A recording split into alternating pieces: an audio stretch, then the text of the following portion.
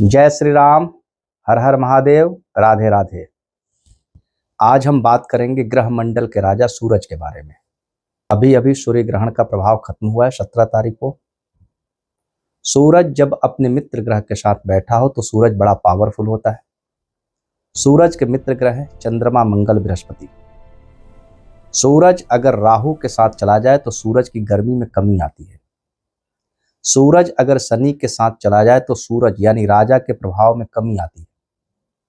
लाल किताब में लिखा गया है कि अगर सूरज मंगल किसी कुंडली में एक साथ बैठे हों तो उससे मंगल खराब होता है, क्योंकि सूरज राजा है, मंगल सेनापति है।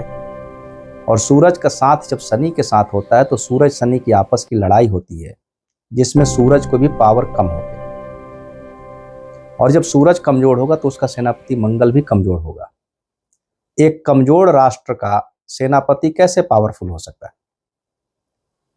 अगर सूरज बृहस्पति के साथ बैठा हो, चंद्रमा के साथ बैठा हो, अमावस योग में ना हो, सूरज कम से कम चंद्रमा से नीचे हो 12 डिग्री, या फिर सूरज मंगल के साथ बैठा हो, सूरज बड़ा प्रभावशाली होता है।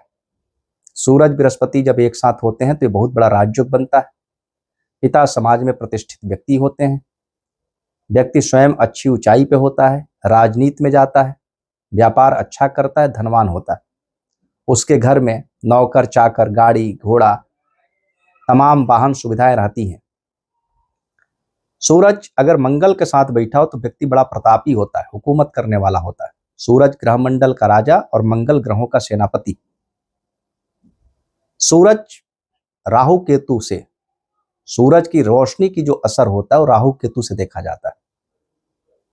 केतु सुबह की उगती किरण है। सूरज की किरण जो होती है सुबह वाली, वो केतु है, जो अच्छी लगती है, आनंद देती है, उसमें ऊर्जा होती है। और डूबते हुए सूरज की जो किरण होती है वो राहु है। डूबते सूरज की किरण में उदासी है, मानसिक पीड़ा होती है। सूरज अगर बलवान देखना है, किसी भी कुंडली का कोई भी लग्न हो, अगर लग्न पे केतु बैठा है तो सूरज कहीं भी होगा जबरदस्त पावरफुल होगा। केतु नाड़ी ज्योतिष लाल किताब में बृहस्पति से भी ज्यादा शुभ माना गया है। केतु जो है ब्रह्म मुहूर्त का समय, सूर्य उदय से 2 घंटा पहले जो समय होता है वो ब्रह्म मुहूर्त का होता है, वो केतु का समय होता है। आध्यात्मिक ऊर्जा होती है। शास्त्रों में लिखा गया है कि देवी देवता पृथ्वी पर भ्रमण करते हैं, उस समय एक अलग हवा बहती है जिसको प्राण वायु मजबूत होती है, जिसको अमृत बोलते हैं, वह केतु की हवा है। सूरज जब उदय होते हैं तो केतु के प्रकाश के साथ उदय होते हैं। लग्न पे अगर किसी का केतु बैठ गया तो उसकी कुंडली में सूरज चाहे कहीं भी बैठा हो, बड़ा मजबूत होगा, बड़ा पावरफुल होगा, बड़ी उसकी अच्छी स्थिति होगी। या जिसकी कुंडली में 6वें घर में मंगल चला गया तो 6वें घर का मंगल भी सूरज को जबरदस्त पावर देता है। और अगर किसी की कुंडली में लग्न पे सूरज बैठा हो, 5वें घर में बैठा हो, 9वें घर में बैठा हो, या 11वें घर में बैठा हो, तो उसका सूरज जबरदस्त पावरफुल होगा। और संजोग से अगर कुंडली में लगन पे केतु बैठा हो या फिर 6वें घर में मंगल बैठा हो। चौथे घर का सूरज अपने बच्चों को धनवान बना के जाता है।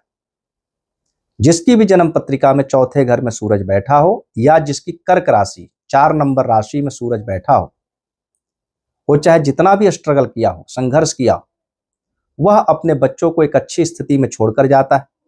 अगर उसको विरासत में जो मिला था उसको कई गुना करके अपने बच्चों को छोड़कर जाता है। लाल किताब में पंडित जी ने चर्चा की है कि चौथे घर के सूरज वाला रेशम का कीड़ा होता है। रेशम का कीड़ा खुद पत्ते खाता है और लोगों के लिए, अपने बच्चों के लिए रेशम छोड़ के जाता है।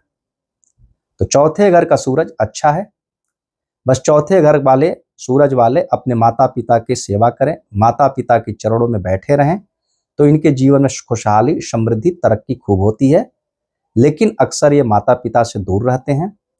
चौथे घर के सूरज वाले के जीवन में जब भी संकट, परेशानी या धन की कमी आए, अपने माता पिता के पास जाएं, उनका आशीर्वाद लें, उनके पास कुछ दिन समय गुजारें, जिससे उनके सूरज को पावर मिलती है। 8वें घर के सूरज के बारे में कहा गया है कि जिसका 8वें घर में सूरज बैठा हो वह व्यक्ति अच्छा होता है, उसके सामने किसी के प्राण नहीं निकलते। अगर सूरज अच्छा है और 8वें घर में किसी का सूरज बैठा है तो किसी मरते हुए व्यक्ति के सामने जितना देर वो रहेगा उसके प्राण रुके रहेंगे, जब वहां से निकलेगा तब जाके उसके प्राण निकलेंगे। 9th का सूरज मजबूत माना जाता है। लेकिन अभी हम हाउस पे बात नहीं कर रहे हैं, अभी हम सिर्फ सूरज के बारे में बात कर रहे हैं। सूरज अगर राहु के साथ बैठा हो तो सूर्य ग्रहण लगता है, जिसमें सूरज का तासीर खत्म हो जाता है। सूरज केतु सूर्य ग्रहण नहीं बनते, सूरज केतु से सूर्य ग्रहण नहीं बनता है। केतु सूरज को पावर देता है। अगर सूरज बृहस्पति, चंद्रमा या मंगल के साथ बैठा हो तो बहुत बढ़िया उत्तम राजयोग बनता है। साउथ इंडिया में सूरज और चंद्रमा को राजा रानी बोला गया है। वहां अमावस योग को लोग बड़ा शुभ मानते हैं, पवित्र मानते हैं। पूर्णिमा को बहुत अच्छा नहीं मानते, क्योंकि पूर्णिमा में सूरज और चंद्रमा आमने सामने होते हैं, राजा रानी दूर दूर होते हैं।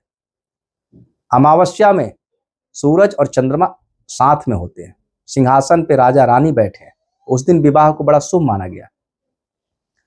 तो यहाँ पे सूरज को मजबूत देखना हो तो व्यक्ति को नमक कम खाना चाहिए। सूरज जिसका बलवान होगा वो नमक कम खाएगा, और जिसकी जन्म पत्रिका में सूरज कमजोर हो वो नमक का ज्यादा सेवन करेगा। सूरज को ठीक रखना है तो नमक कम खाएं। रविवार को दोपहर तक नमक वाला भोजन न करें। माता पिता की सेवा करें, मंदिर जाते रहें और सत्य वचन बोले, सत्य का पालन करें।